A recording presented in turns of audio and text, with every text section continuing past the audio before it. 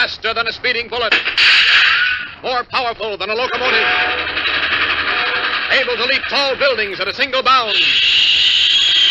Look, up in the sky. It's a bird. It's a plane. It's Superman.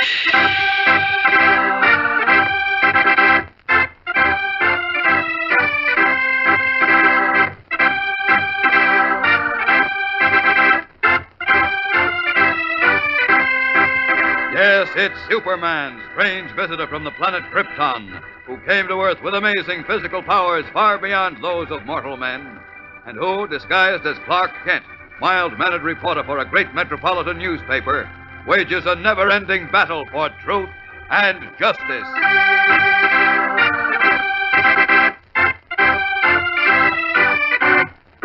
Today, with Superman unaware of his predicament, young Dick Grayson, otherwise known as Robin, responds to a summons from Batman and enters a room of a shabby hotel where he finds two men waiting for him with guns. Come right in, sonny boy.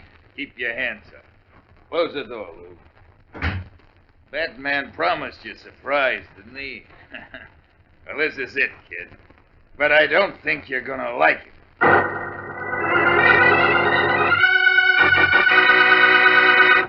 All right, gang, get set now for more Superman contest winners. You may be among these, so listen carefully. Jack Flippo, Neosho, Missouri. Buddy Struble, Waterloo, New York. Constance Haley, Roanoke Rapids, North Carolina. Ira Kelly, Los Angeles, California. Enrico Gasparini, Newark, New Jersey. Carrie Stewart, Vicksburg, Mississippi. James Orison, Brooklyn, New York. Carolyn Peterson, Chicago, Illinois. Peter Stevens, Branford, Connecticut. Carolyn Kerr, Miami, Florida. Harvey Blockburn, Georgiana, Alabama. John Worcester, Chicago, Illinois. A. Megrum, Ridgewood, New Jersey. Nell Stiegel, Monroe, North Carolina. David Cook, Brooklyn, New York. Evelyn Comet, Chicago, Illinois. Esther Thomas, Talladega, Alabama. Joanne Loveday, Guilford, Connecticut. Harvey Nam, Brooklyn, New York. James Kirby, Abilene, Kansas. John Weber, Rochester, New York. James Sipe, Croydon, Pennsylvania. Doyle Gill, Pine Bluff, Arkansas. Sam Festosa, Chicago, Illinois. Leo Neubauer, Blaine, Washington. Carol Woods, Bayside, New York. Arvin Henley of Fairview, Montana. Joseph Seislow, Jersey City, New Jersey. Larry Josie, Laurel, Mississippi. Sylvia Meltzer, Brooklyn, New York. Claudia Hodge, New Bern, North Carolina. Kent Spurgeon, Kirkwood, Missouri. Joanne Tonanen of Chicago, Illinois. Stella Gallant, Billings, Montana. Ronald Stokes, Bridgeport, Connecticut. Glenn Joby, Round Lake, Illinois. M. Goldberg, Bronx, New York. Francis Villas, Brown City, Michigan. Alan Levac, Cleveland, Ohio. Charles Wimmer, Cottonwood, California. Mark Shefferman of Freeport, New York. Tom Bogdanovich, Joplin, Missouri. Gary Durr, Milwaukee, Wisconsin. Dwayne Kowstruce, Fremont, Nebraska. Marion Brown, San Francisco, California. Gloria Wilson, Dearborn, Michigan. Leslie Hightrue, Concord, New Hampshire. Betty Seifers, Nettleton, Arkansas. Judith Stone, Lawrence, Massachusetts. And Robert Zako from way out in Grand Rapids, Michigan. And that's all for now. More later in the program. So keep listening.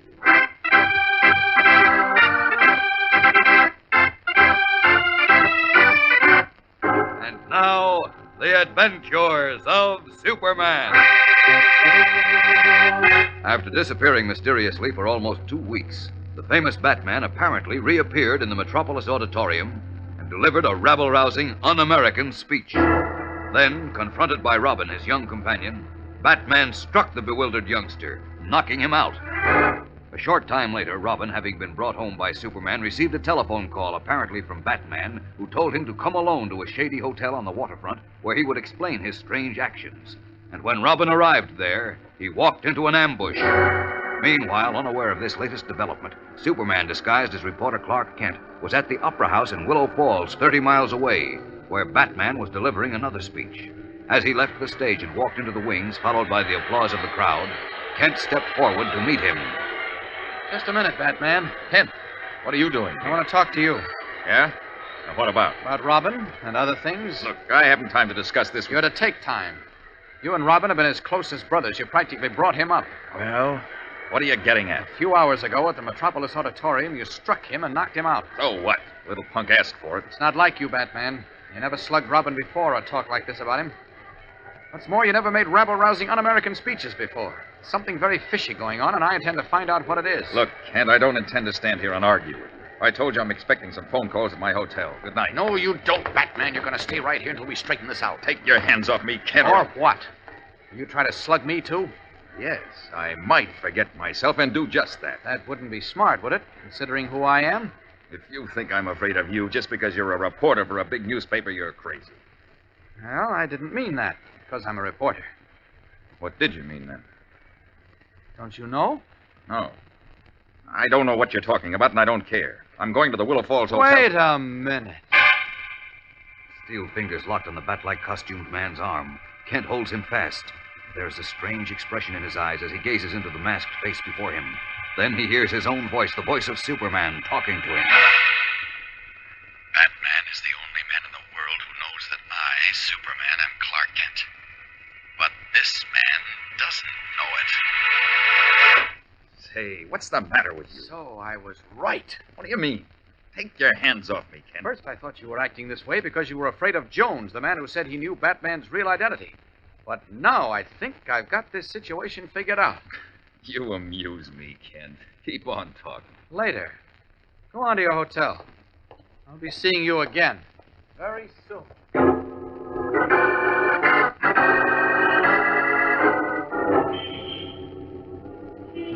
It's dark enough in this alley, I guess. So, out of these clothes. I need Inspector Henderson's help in a hurry. I can get back to Metropolis in 2 shakes as Superman. There we are. All set now. Up and away!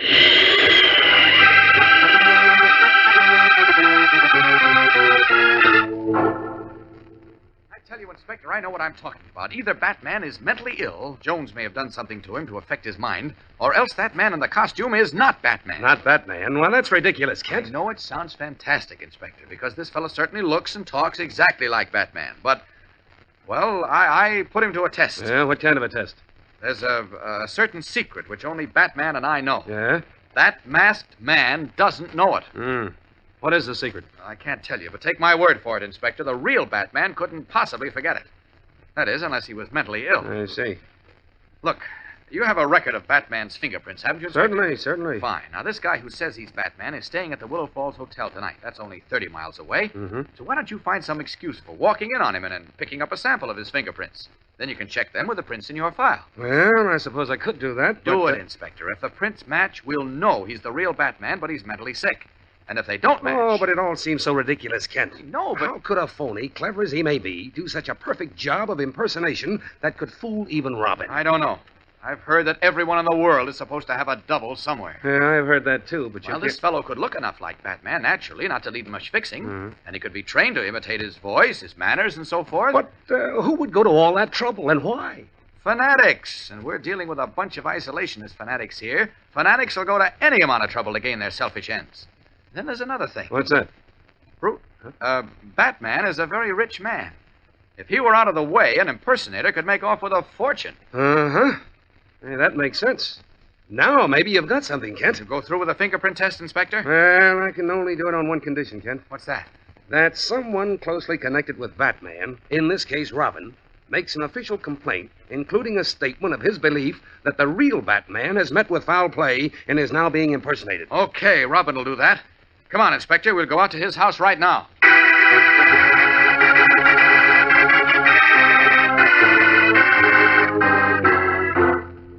Where's Robin, Alfred? I don't know, Mr. Kent, sir. What? He left about an hour ago after receiving a phone call. In a jolly hurry he was, too. I don't like that. Where did he go, Alfred? All he would tell me, Inspector, is that he was going to meet a man on the waterfront somewhere. On the waterfront? Yes, sir. And the way he was gaily chirping and singing, I'm rather sure it was Batman who called him. Batman? Did he say that? No, sir, he wouldn't say, sir. But when I asked him if it was Batman he was going to meet, he simply winked and said, "Mustn't talk, Alfred, but everything's all right again now." Oh, that's funny. Batman is supposed to be in Willow Falls. Willow Falls, sir? Yes. Say, that's right, Kent. Why should he tell Robin to meet him on the waterfront? He wouldn't. Unless what? Unless he is a phony, as I suspect. Look, Inspector, you better get your men down to the waterfront and look for Robin. Right. I'm going back up to Willow Falls to shake the truth out of that man who calls himself Batman. So long.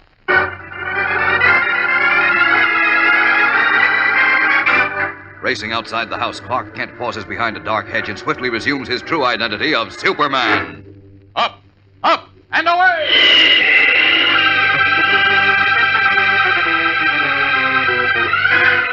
Then the Man of Steel leaps high into the starry sky and streaks northward, bound for Willow Falls and a shocking surprise. We'll be back in a moment to find out what it is, so keep listening. Stand by now for more contest winners. Here they are. Richard Tetzloff, Milwaukee, Wisconsin. Clifford Gilbert, Leominster, Massachusetts. Arthur Berman, New York City. Robert Davis, Colorado Springs, Colorado. Paul Swinimer, Cambridge, Massachusetts. Joanne Baylor, Covington, Kentucky. Glenn Davison, East Palo Alto, California. Paul Finkheimer, Pine Bluff, Arkansas. Tommy Hawker, Lansing, Michigan. Lucky Pabalkus, Brooklyn, New York. Robert Mayer, Philadelphia, Pennsylvania. Philip Eaton, Bud Lake, New Jersey. Warren Small, Aucklandale, Massachusetts. Constance Cookingham, Albany, New York. Whitman Brown, Aurora, Colorado. Arthur Troutwine, Buffalo, New York. Donald Spunkton, San Francisco, California. Dale Neff, Denver, Colorado. Alan Schoenberger, Minneapolis, Minnesota. Gwen Goldstone, Bronx, New York. Nancy Turcott, Lowell, Massachusetts. Gilbert Ramirez, Los Angeles, California. Charles Niassen, St. Paul, Minnesota. Roderick Cantwell, South Boston, Massachusetts. Joseph Doran, Jersey City, New Jersey.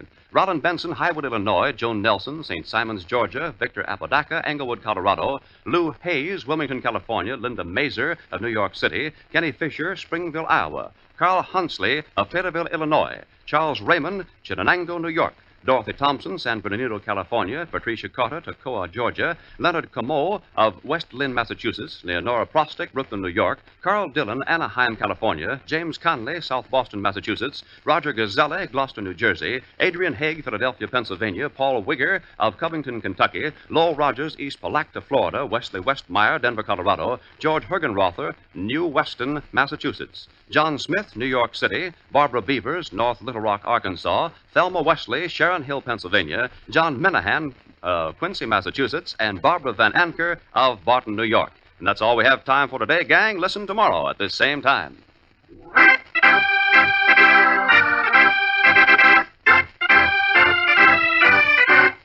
And now, back to the adventures of Superman.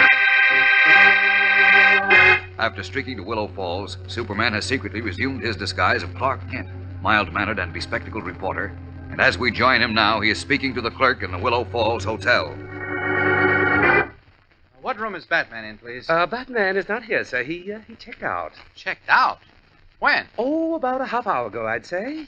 Where did he go, do you know? No, sir, I don't know. As a matter of fact, I did ask him. You see, I wasn't able to hear him speak tonight, and since I'm off duty tomorrow, I was hoping I might hear him if he were speaking somewhere nearby. Well, what did he say? He said he'd been called away on important business, and he wouldn't be making any more speeches for a while. Did he leave a forwarding address? No, sir. No, sir, he didn't.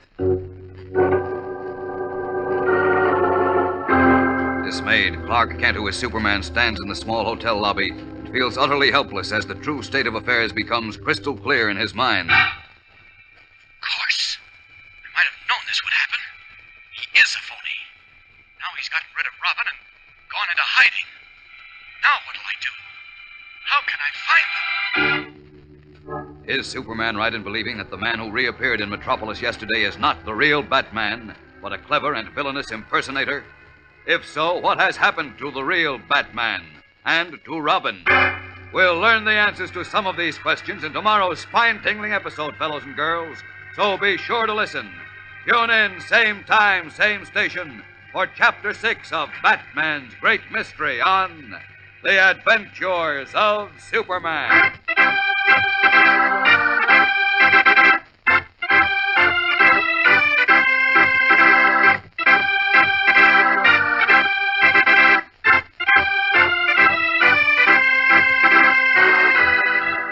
Superman is a copyrighted feature appearing in Superman DC Comics magazine and is brought to you Monday through Friday.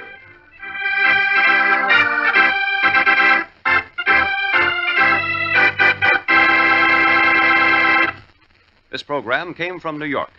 Stay tuned to your mutual station for Captain Midnight, which follows in just a moment. And right after Captain Midnight, you will hear Tom Mix and his